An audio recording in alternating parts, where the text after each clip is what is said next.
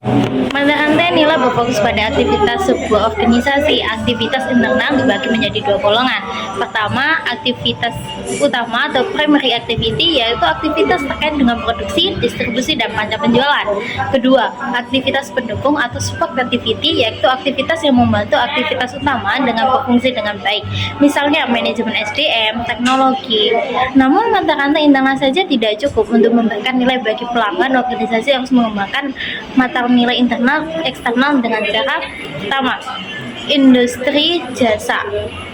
Pelanggan berperan sebagai CO producer. Kedua, pelanggan sebagai acuan. Berikutnya ada teori pertukaran sosial.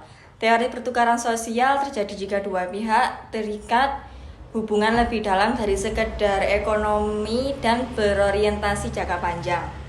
Teori pertukaran sosial mengusulkan bahwa interaksi sosial antara individu-individu mirip dengan transaksi ekonomi, di mana masing-masing pihak berusaha memaksimalkan keuntungan mereka.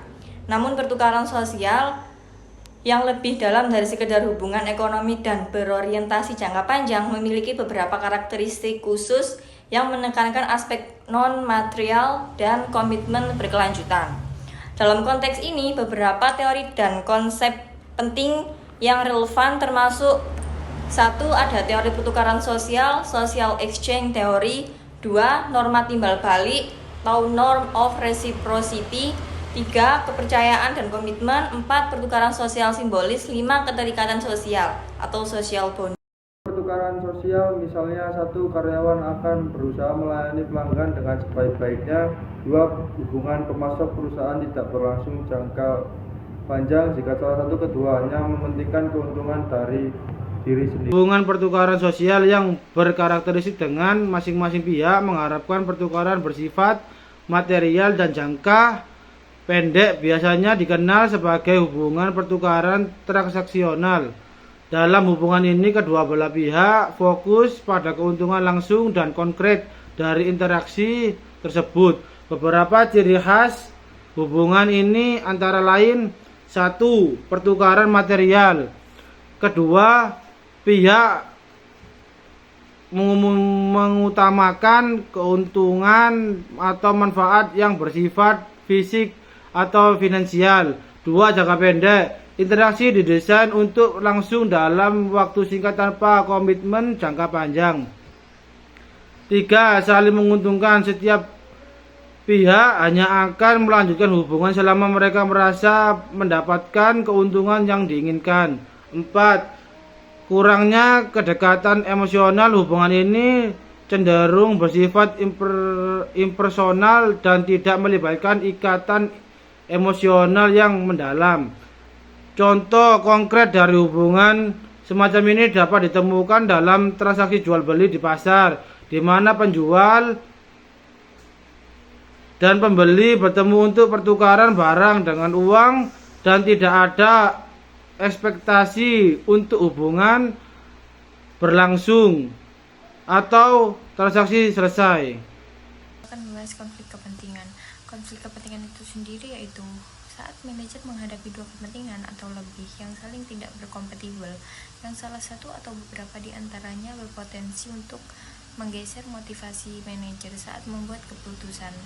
Model pengambilan keputusan secara etis menunjukkan sebuah model yang menjelaskan bagaimana potensi konflik kepentingan yang menghasilkan keputusan tidak etis dapat dikurangi. Pertama, manajer harus mengidentifikasi konflik kepentingan, baik konflik kepentingan yang berpotensi muncul maupun konflik kepentingan yang telah terjadi. Proses pengambilan keputusan dengan 5 tahap. Yang pertama, mendefinisikan masalah. Yang kedua, menganalisis penyebab. Yang ketiga, mengidentifikasi alternatif. Yang keempat, memilih alternatif. Yang kelima, menerapkan. Model pengambilan keputusan. 1. Manajer harus mengidentifikasi konflik kepentingan baik yang berpotensi muncul maupun yang sudah terjadi. 2. Sebelum mengambil keputusan, perhatikan standar etika. Standar etika dipengaruhi oleh faktor-faktor internal perusahaan seperti budaya, organisasi, dan standar umum.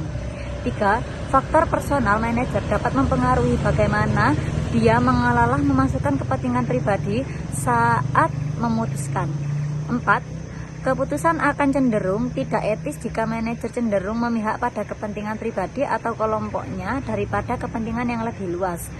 5. Pengambilan keputusan.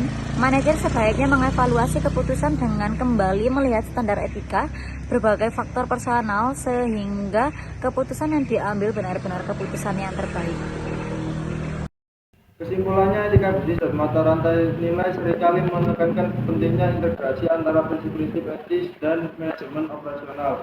Ini bertujuan untuk memastikan bahwa perusahaan tidak hanya beroperasi dengan efisien dan profitabilitas, tetapi juga dengan integrasi dan tanggung jawab sosial. Sekian presentasi dari kelompok saya. Apabila ada salah kata, mohon maaf. Wassalamualaikum warahmatullahi wabarakatuh.